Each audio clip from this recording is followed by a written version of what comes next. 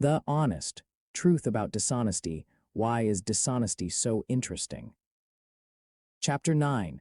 Collaborative cheating. Why two heads aren't necessarily better than one. If you've ever worked in just about any organization, you know that working in teams accounts for a lot of your time. A great deal of economic activity and decision-making takes place through collaboration. In fact, the majority of U.S. companies depend on group-based work, and more than half of all U.S. employees currently spend at least part of their day working in a group setting. Try to count the number of meetings, project teams, and collaborative experiences you've had over the last 6 months, and you will quickly realize how many working hours these group activities consume. Group work also plays a prominent role in education. For example, the majority of MBA students' assignments consist of group-based tasks, and many undergraduate classes also require group-based projects. In general, people tend to believe that working in groups has a positive influence on outcomes and that it increases the overall quality of decisions. Point 2. In fact, much research has shown that collaboration can decrease the quality of decisions. But that's a topic for another time. In general, the belief is that there is little to lose and everything to gain from collaboration, including encouraging a sense of camaraderie, increasing the level of fun at work, and benefiting from sharing and developing new ideas, all of which add up to more motivated and effective employees. What's not to love? A few years ago, in one of my graduate classes, I lectured about some of my research related to conflicts of interest, see Chapter 3, Blinded by Our Own Motivations. After class, a student, I'll call her Jennifer, told me that the discussion had struck a chord with her. It reminded her of an incident that had taken place a few years earlier, when she was working as a certified public accountant, CPA, for a large accounting firm. Jennifer told me that her job had been to produce the annual reports, proxy statements, and other documents that would inform shareholders about the state of their company's affairs. One day, her boss asked her to have her team prepare a report for the annual shareholders meeting of one of their larger clients. The task involved going over all of the client's financial statements and determining the company's financial standing.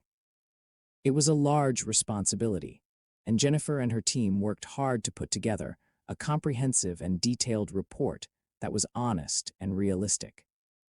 She did her best to prepare the report as accurately as possible without, for example, overclaiming the company's profits or delaying reporting any losses to the next accounting year. She then left the draft of the report on her boss's desk, looking forward, somewhat anxiously, to his feedback.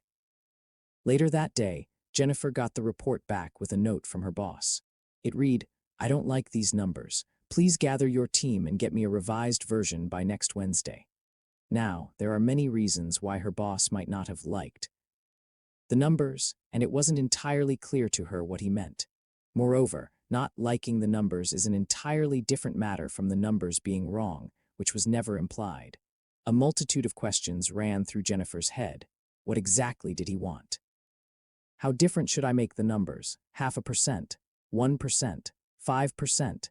She also didn't understand who was going to be accountable for any of the improvements she made.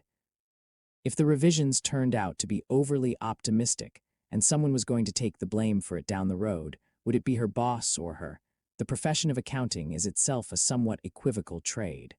Sure, there are some clear-cut rules. But then there is a vaguely titled body of suggestions, known as Generally Accepted Accounting Principles, GAP, that accountants are supposed to follow. These guidelines afford accountants substantial leeway. They are so general that there's considerable variation in how accountants can interpret financial statements, and often there are financial incentives to bend the guidelines to some degree. For instance, one of the rules, the principle of sincerity, states that the accountant's report should reflect the company's financial status in good faith. That's all well and good, but in good faith is both excessively vague and extremely subjective. Of course, not everything in life or accounting is precisely quantifiable, but in good faith begs a few questions. Does it mean that accountants can act in bad faith? And toward whom is this good faith directed? The people who run the company. those who would like the books to look impressive and profitable, which would increase their bonuses and compensation? Or should it be directed toward the people who have invested in the company? Or is it about those who want a clear idea of the company's financial condition? Adding to the inherent complexity and ambiguity of her original task, Jennifer was now put under additional pressure by her boss. She'd prepared the initial report in what seemed to her to be good faith, but she realized that she was being asked to bend the accounting rules to some degree. Her boss wanted numbers that reflected more favorably upon the client company. After deliberating for a while, she concluded that she and her team should comply with his request. After all, he was her boss, and he certainly knew a lot more than she did about accounting, how to work with clients and the client's expectations. In the end, although Jennifer started the process with every intention of being as accurate as possible, she wound up going back to the drawing board, reviewing the statements, reworking the numbers, and returning with a better report. This time, her boss was satisfied. After Jennifer told me her story, I continued to think about her work environment and the effect that working on a team with her boss and teammates had on her decision to push the accounting envelope a bit further. Jennifer was certainly in the kind of situation that people frequently face in the workplace, but what really stood out for me was that in this case the cheating took place in the context of a team, which was different from anything we had studied before.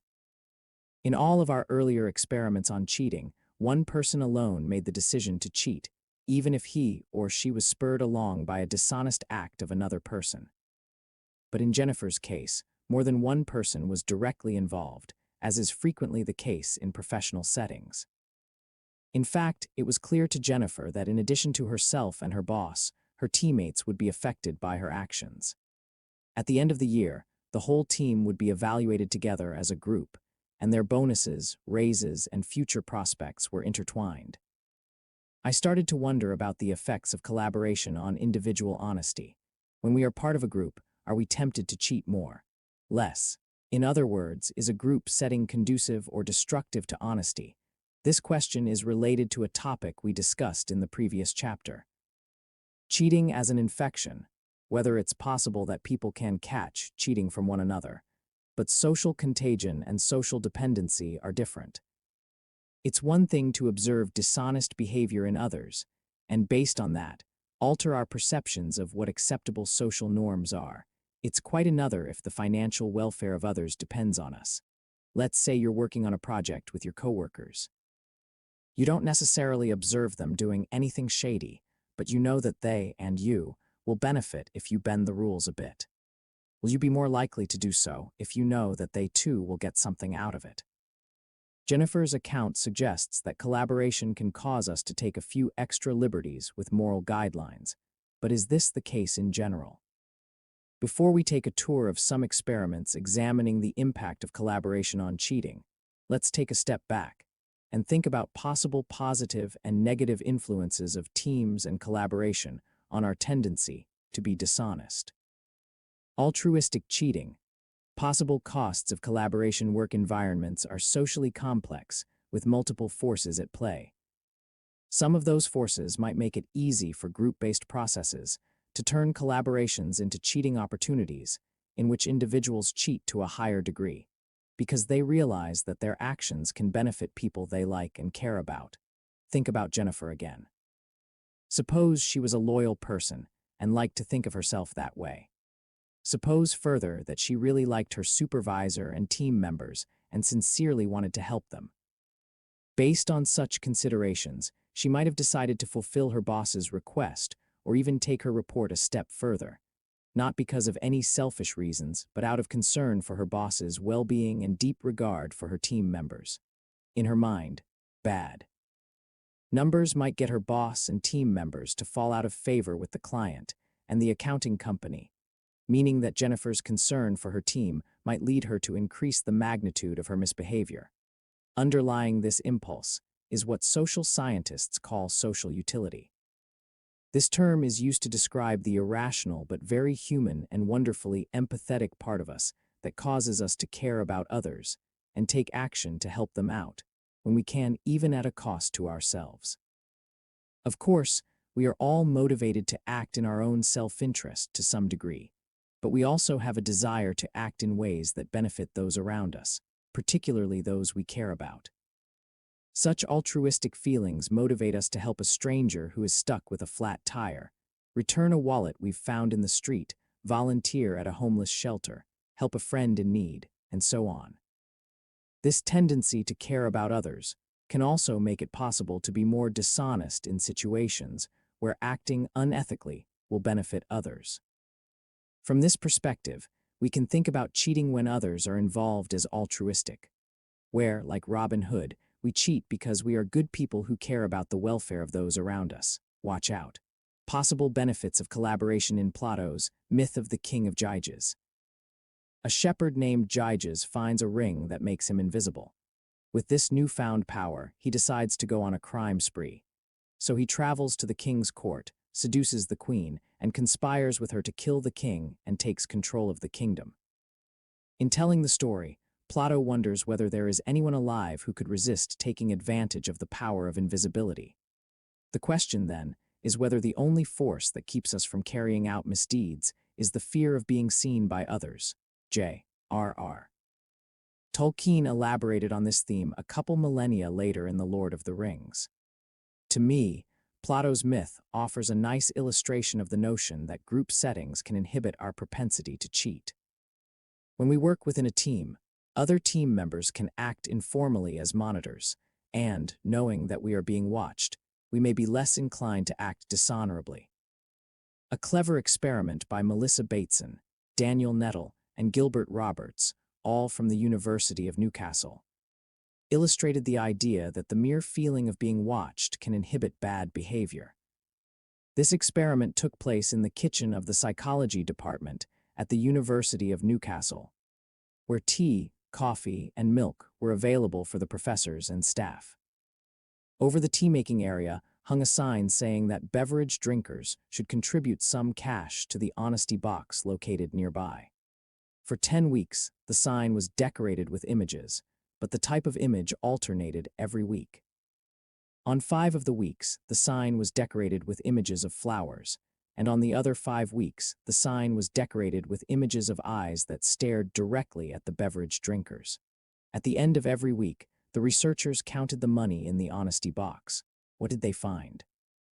There was some money in the box at the end of the weeks when the image of flowers was hung, but when the glaring eyes were watching, the box contained almost 3 times more money. As is the case with many findings in behavioral economics, this experiment produced a mix of good and bad news. On the negative side, it showed that even members of the psychology department, who you would think would know better, tried to sneak off without paying their share for a common good. On the positive side, it showed that the mere suggestion that they were being watched made them behave more honestly. It also shows that a full-blown Orwellian Big Brother is watching approach is not necessary, and that much more subtle suggestions of being watched can be effective in increasing honesty. Who knows? Perhaps a warning sign, complete with watchful eyes, on Jennifer's boss's wall might have made a difference in his behavior. In pondering Jennifer's situation, Francesca Gino, Shahar Isle, and I began to wonder how dishonesty operates in collaborative environments. Does monitoring help to reduce cheating? Do social connections in groups increase both altruism and dishonesty? And if both of these forces exert their influence in opposite directions, which of the two is more powerful? In order to shed light on this question, we turned once again to our favorite matrix experiment. We included the basic control condition, in which cheating was not possible, the shredder condition, in which cheating was possible, and we added a new condition that introduced a collaborative element to the shredder condition. As our first step in exploring the effects of groups, we didn't want the collaborators to have an opportunity to discuss their strategy or to become friends. So we came up with a collaboration condition that included no familiarity or connection between the two team members. We called it the distant group condition. Let's say you are one of the participants in the distant group condition. As in the regular shredder condition, you sit at a desk and use a number 2 pencil to work on the matrices for 5 minutes. When the time is up, you walk to the shredder and destroy your test sheet. Up to that point, The procedure is the same as in the basic shredder condition, but now we introduce the collaborative element.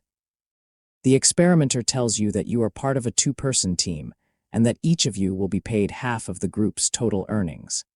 The experimenter points out that your collection slip is either blue or green and has a number printed in the top right corner. The experimenter asks you to walk around the room and find the person whose collection slip is different in color, but with the same number in the top right corner. When you find your partner, you sit down together, and each of you writes the number of matrices you correctly solved on your collection slip. Next, you write the other person's score on your collection slip. And finally, you combine the numbers for a total performance measure. Once that's done, you walk over to the experimenter together and hand him both collection slips. Since your worksheets have been shredded, the experimenter has no way to check the validity of your reported earnings. So he takes your word for it, pays you accordingly, and you split the takings. Do you think people in this situation would cheat more than they did in the individual shredder condition? Here's what we found. When participants learned that both they and someone else would benefit from their dishonesty if they exaggerated their scores more, they ended up engaging in even higher levels of cheating, claiming to have solved 3 more matrices than when they were cheating just for themselves. This result suggests that we humans have a weakness for altruistic cheating, even if we barely know the person who might benefit from our misbehavior. Sadly, it seems that even altruism can have a dark side. That's the bad news, and it's not all of it. Having established one negative aspect of collaboration, that people are more dishonest when others, even strangers, can benefit from their cheating, we wanted to turn our experimental sights on a possible positive aspect of collaboration and see what would happen when team members watch each other. Imagine that you're in a room with a few other participants and you're randomly paired up with someone you have never met before. As luck would have it, you've ended up with a friendly-looking young woman. Before you have a chance to talk to her, you have to complete the matrix task in complete silence. You are player 1, so you start first. You tear into the first matrix, then the second, and then the third. All the while, your partner watches your attempts, successes, and failures. When the 5 minutes are up, you silently put your pencil down and your partner picks hers up. She starts working on her matrix task while you observe her progress. When the time is up, you walk to the shredder together and shred your worksheets. Then you each write down your own score on the same slip of paper, combine the 2 numbers for your joint performance score, and walk over to the experimenter's desk to collect your payment, all without saying a word to each other. What level of cheating did we find? None at all. Despite the general inclination to cheat that we observe over and over, and despite the increase in the propensity to cheat when others can benefit from such actions, being closely supervised eliminated cheating altogether. So far, our experiments on cheating in groups showed 2 forces at play.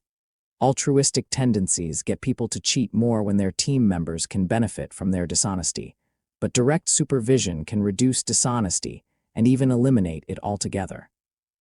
Given the coexistence of these 2 forces, the next question is, which force is more likely to overpower the other in more standard group interactions? To answer this question, we needed to create an experimental setting that was more representative of how group members interact in a normal, day-to-day environment. You probably noticed that in the first 2 experiments, our participants didn't really interact with each other, whereas in daily life, group discussion and friendly chatter are an essential and inherent part of group-based collaborations. Hoping to add this important social element to our experimental setup, we devised our next experiment. This time, participants were encouraged to talk to each other, get to know each other, and become friendly. We even gave them lists of questions that they could ask each other in order to break the ice. They then took turns monitoring each other while each of them solved the matrices. Sadly, we found that cheating reared its ugly head when we added this social element to the mix. When both elements were in the mix, the participants reported that they correctly solved about 4 extra matrices. So whereas altruism can increase cheating and direct supervision can decrease it, altruistic cheating overpowers the supervisory effect when people are put together in a setting where they have a chance to socialize and be observed. Long-term relationships. Most of us tend to think that the longer we are in a relationship with our doctors, accountants, financial advisors, lawyers, and so on, the more likely it is that they will care more deeply about our well-being, and as a consequence, they will more likely put our needs ahead of their own. For example, imagine that you just received a non-terminal diagnosis from your physician and you are faced with two treatment options. One is to start an aggressive, expensive therapy. The other is to wait a while and see how your body deals with the problem and how it progresses. Watchful waiting is the official term for this. There is not a definite answer as to which of the two options is better for you, but it is clear that the expensive, aggressive one is better for your physician's pocket. Now imagine that your physician tells you that you should pick the aggressive treatment option and that you should schedule it for next week at the latest. Would you trust his advice? Or would you take into account what you know about conflicts of interests, discount his advice, and maybe go for a second opinion? When faced with such dilemmas, most people trust their service providers to a very high degree, and we are even more likely to trust them the longer we have known them. After all, if we have known our advisors for many years, wouldn't they start caring about us more? Wouldn't they see things from our perspective and give us better advice? Another possibility, however, is that as the relationship extends and grows, our paid advisors, intentionally or not, become more comfortable recommending treatments that are in their own best interest. Janet Schwartz, the Chilean professor who, along with me, enjoyed dinner with the pharmaceutical reps, Mary Frances Luce, a professor at Duke University, and I tackled this question, sincerely hoping that, as relationships between clients and service providers deepened, professionals would care more about their clients' welfare and less about their own. What we found, however, was the opposite. We examined this question by analyzing data from millions of dental procedures over 12 years. We looked at instances when patients received fillings, and whether the fillings were made of silver amalgam or white composite. You see, silver fillings last longer, cost less, and are more durable. White fillings, on the other hand, are more expensive and break more easily, but are more aesthetically pleasing. So when it comes to our front teeth, aesthetics often reign over practicality, making white fillings the preferred option. But when it comes to our less visible back teeth, silver fillings are the way to go. 3. What we found was that about a quarter of all patients receive attractive and expensive white fillings in their hidden teeth, rather than the functionally superior silver fillings. In those cases, it was most likely that the dentists were making decisions that favored their own interests, higher initial pay and more frequent repairs, over the patient's interests, lower cost and longer-lasting treatment. As if that weren't bad enough, we also found that this tendency is more pronounced the longer the patient sees the same dentist. We found the same pattern of results for other procedures as well. What this suggests is that as dentists become more comfortable with their patients, they also more frequently recommend procedures that are in their own financial interest. And long-term patients, for their part, are more likely to accept the dentist's advice based on the trust that their relationship has engendered. The bottom line: there are clearly many benefits to continuity of care and ongoing patient-provider relationships. Yet, at the same time, we should also be aware of the costs these long-term relationships can have. Here's what we've learned about collaborative cheating so far. But wait, there's more. In our initial experiments, both the cheater and the partner benefited from every additional exaggeration of their score. So if you were the cheater in the experiment, and you exaggerated the number of your correct responses by 1, you would get half of the additional payment, and your partner would get the same. This is certainly less financially rewarding than snagging the whole amount for yourself, but you would still benefit from your exaggeration to some degree. To look into purely altruistic cheating, we introduced a condition in which the fruit of each participant's cheating would benefit only their partner. What did we find? As it turns out, altruism is indeed a strong motivator for cheating. When cheating was carried out for purely altruistic reasons, and the cheaters themselves did not gain anything from their act, overclaiming increased to an even larger degree. Why might this be the case? I think that when both we and another person stand to benefit from our dishonesty, we operate out of a mix of selfish and altruistic motives. In contrast, when other people, and only other people, stand to benefit from our cheating, we find it far easier to rationalize our bad behavior in purely altruistic ways, and subsequently we further relax our moral inhibitions. After all, if we are doing something for the pure benefit of others, aren't we indeed a little bit like Robin Hood? Finally, it is worthwhile to say something more explicit about performance in the many control conditions that we had in this set of experiments. For each of our cheating conditions, individual shredder, group with shredder, distant group with shredder, friendly group with shredder, altruistic payoff with shredder, we also had a control condition in which there was no opportunity to cheat, that is, no shredder. Looking across these many different control conditions allowed us to see if the nature of collaboration influenced the level of performance. What we found was that performance was the same across all of these control conditions. Our conclusion: it seems that performance doesn't necessarily improve when people work in groups, at least not as much as we've all been led to believe. Of course, we cannot survive without the help of others. Working together is a crucial element of our lives, but clearly, collaboration is a double-edged sword.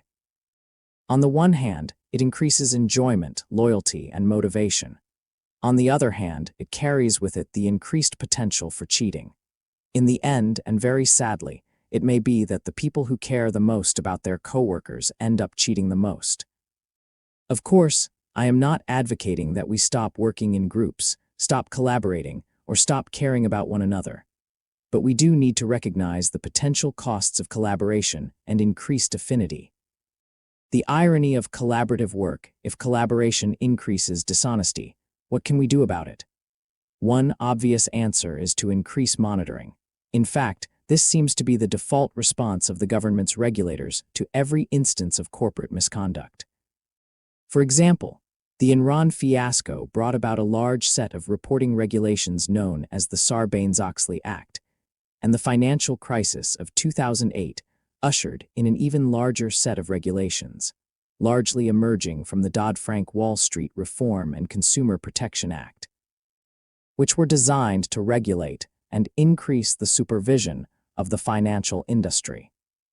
To some degree, there is no question that monitoring can be helpful, but it is also clear from our results that increased monitoring alone is unlikely to completely overcome our ability to justify our own dishonesty, particularly when others stand to gain from our misbehavior, not to mention the high financial costs of compliance with such regulations. In some cases, instead of adding layers and layers of rules and regulations, perhaps we could set our sights on changing the nature of group-based collaboration. An interesting solution to this problem was recently implemented in a large international bank by a former student of mine named Gino.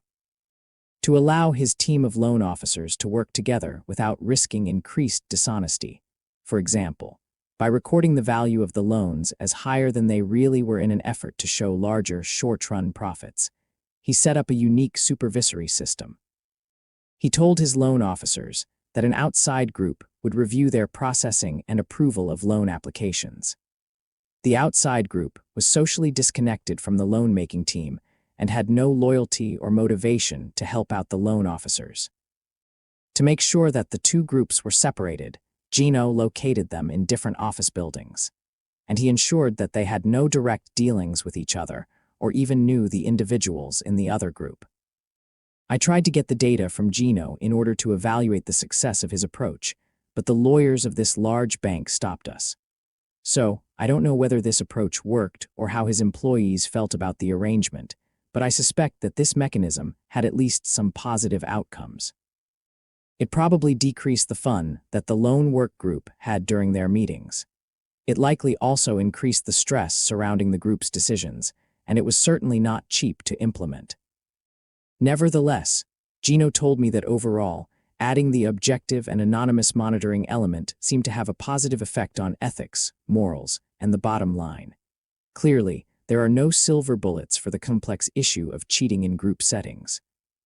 Taken together, I think that our findings have serious implications for organizations, especially considering the predominance of collaborative work in our day-to-day professional lives. There is also no question that better understanding the extent and complexity of dishonesty in social settings is rather depressing. Still, by understanding the possible pitfalls involved in collaboration, we can take some steps toward rectifying dishonest behavior.